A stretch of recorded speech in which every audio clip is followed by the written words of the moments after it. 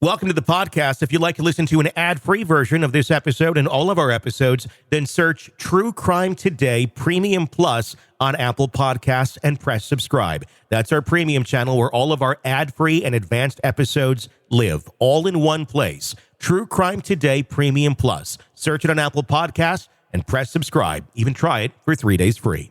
You're about to take a deep dive into one of the biggest true crime cases in the universe. Or, at least, on our part of the planet. From the Hidden Killers podcast and True Crime Today. So, you want to talk about the Menendez money, huh? A lot of people do. It's a question that just won't go away. Definitely not. And you know what? It's way more complicated than people think. Like, forget those piles of millions everyone imagines, okay? It's way off base. Get ready for a deep dive into the real financial side of the Menendez brothers case. Let's do it. We've got this article from Mirror Online, just came out a few days ago, called What Happened to the $14.05 Menendez Brothers Inheritance. Really breaks it all down. I like that it's recent, get the facts straight. Absolutely. And let me tell you, this article, it paints a very different picture than what most people believe. I bet. Context is key with this case. Okay, picture it. 1989, the height of excess in Beverly Hills. Lyle and Erik Menendez. From the outside, living the dream. But then, bam, tragedy hits. And it becomes this huge EE story. Right. They're accused of murdering their parents, Jose and Kitty, right there in their mansion. And suddenly, everyone's convinced it's all about the money. Happens all the time in these cases. Big money, gotta be greed. Right? Exactly. But hold on.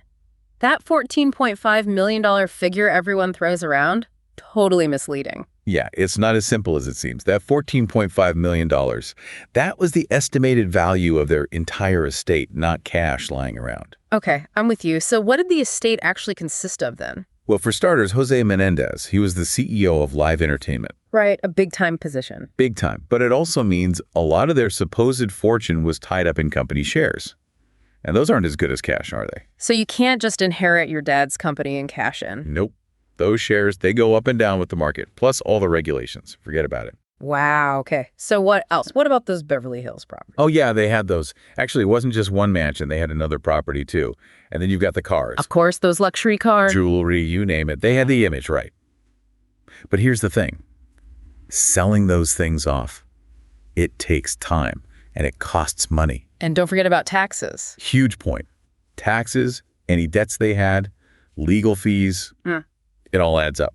So yeah, the Menendez family, they looked rich, but the inheritance, maybe not so much. So we're talking way less inheritance than everyone thinks, but still, those brothers were living it up after the murders, right? With those crazy spending sprees. Oh yeah, they definitely were a little wild. But even that, it wasn't all it seemed. Like Lyle using his dad's credit card. Yeah, how bad was it? Let's just say he racked up about $90,000 in a very short time. Designer clothes, watches, fancy dinners, the works. They even tried to buy a penthouse.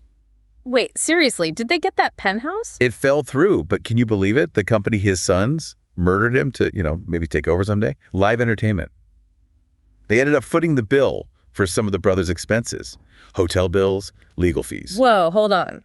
Their victims were paying for their lifestyle. Kind of a crazy twist, right? Yeah. But that's the thing about this case. The more you dig, the weirder it gets. Totally. Okay, but what about the actual inheritance? They didn't get to keep that, did they? Nope. This is where the law steps in, big time. California has this thing called the Slayer Statute. Slayer Statute? Yeah. Sounds intense. What's that in plain English? Basically, it means if you commit a felony, like murder, and then you're convicted, you can't inherit from the victim. So in this case, Lyle and Erik, they were disqualified from inheriting anything once they were found guilty. Wow. So even if it had been millions, they were out of luck? Exactly. The guilty verdict. That was it, both legally and financially. And speaking of money, remember that supposed $1 million life insurance policy on Jose? The one from Live Entertainment? Oh, yeah. What happened with that? Did they at least get to cash in on that? Yeah. About that life insurance? Yeah, no $1 million payday there. So it was fake. Turns out Jose missed a medical exam. You need those for those policies or they're no good. Wow. So that's it then, huh? No $14.5 million, no inheritance because of that Slayer statute, no big insurance payout. What was left? Did they at least get to keep one of those mansions? Nope. Remember all those debts we talked about? Well, they had to sell the family home. Really? That's crazy. Those Beverly Hills mansions go for millions. They do. but they didn't make a killing off it, not even close. Had to use most of it just to cover the mortgage, legal fees, all that. Wow. And that second property they had, the one being renovated, same story.